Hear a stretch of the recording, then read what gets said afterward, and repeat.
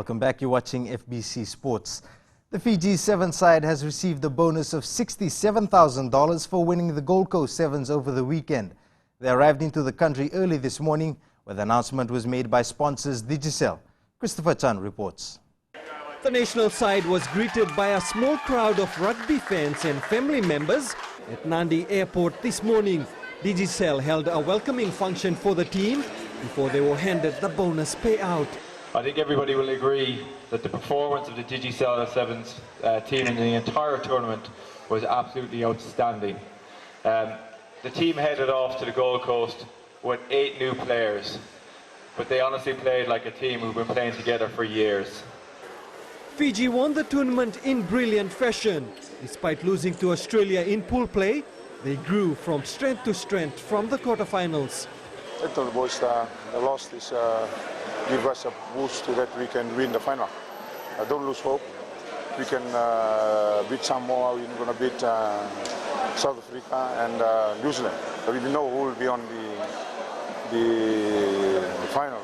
Rugby critics had to eat their own words, with Alipate Reitini standing out, scoring a hat-trick in the final against New Zealand.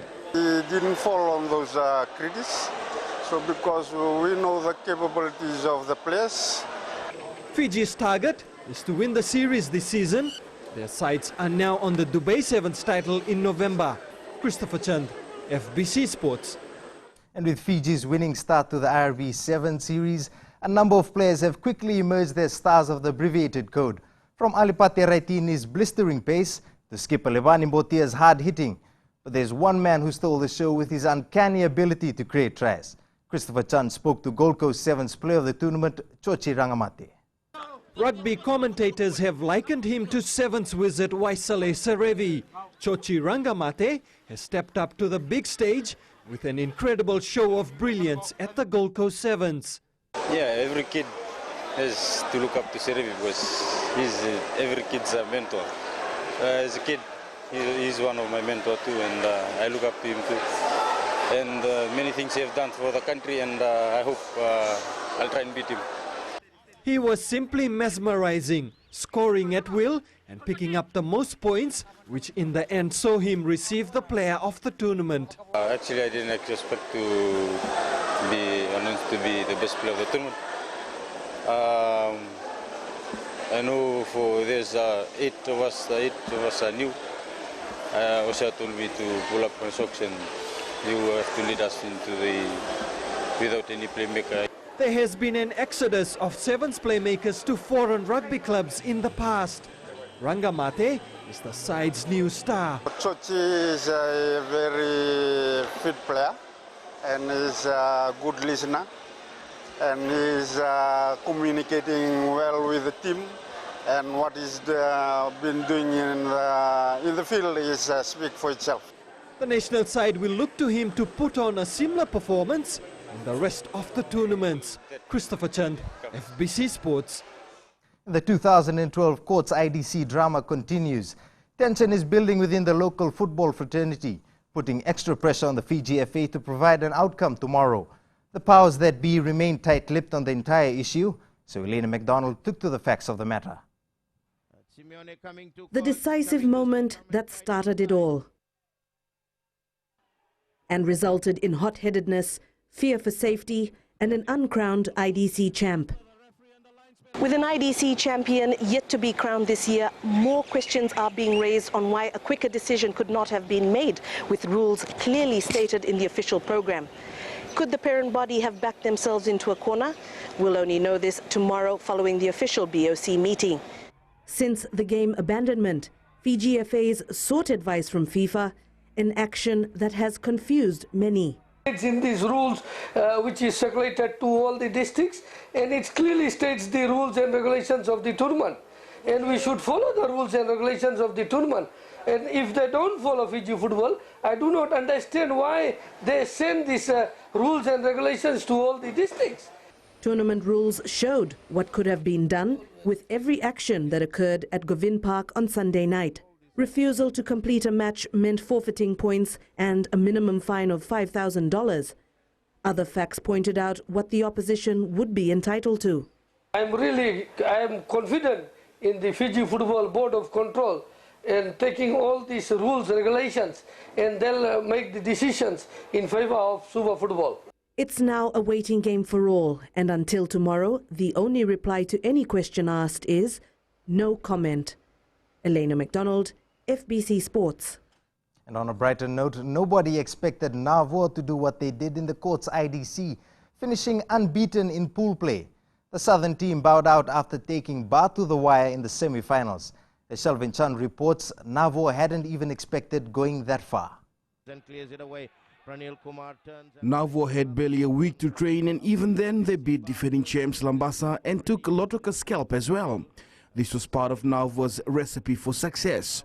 You know that we regroup in a few days because we have some problem with us, but we regroup on Wednesday, last week Wednesday, and we started our preparation very well. And we made a good strategy, and our strategy worked out for the games. And game by game, when we work out our strategy, and everything is worked out. And I'm grateful for my players who have done a marvelous job. And I think they have reached the semi-final. There's a big achievement for Navo this year.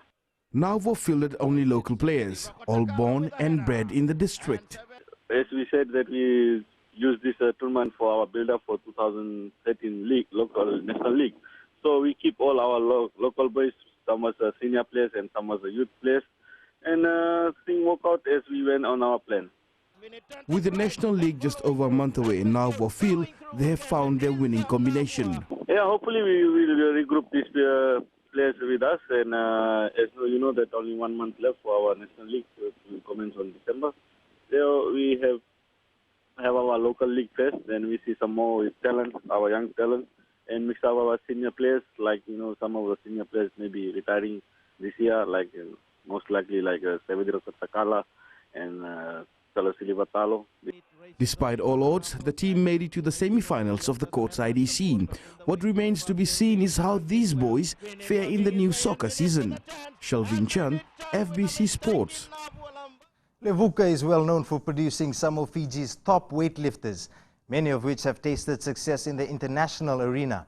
But as Aksita Tale reports, this journey to the top has never been easy. In fact, 2 more lifters are making the same sacrifices.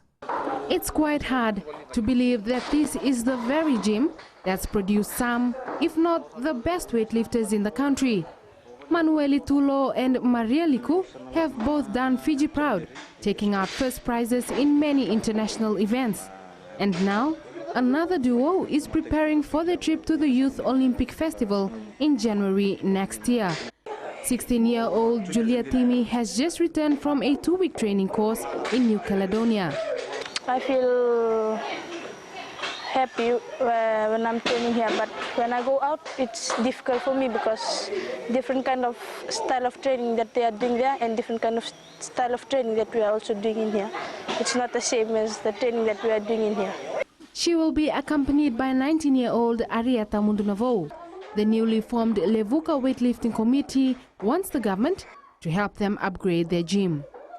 The Levuka weightlifting was introduced to Levuka 17 years back, according to Joe Weight. That was back in 1995. But there hasn't been any committee formed to look after the weightlifting in Levuka. So they run by only a few families who are looking after the weightlifting. The gym that sits on the hills of Mbamba settlement in Levuka has produced stars like Joe Vueti, Manueli Tulo, the 2009 Sportsman of the Year, and Maria Liku, who was last year's Sportswoman of the Year. Akusita Tale, FBC Sports. That is your sports news for tonight. It's back to Jackie now for business.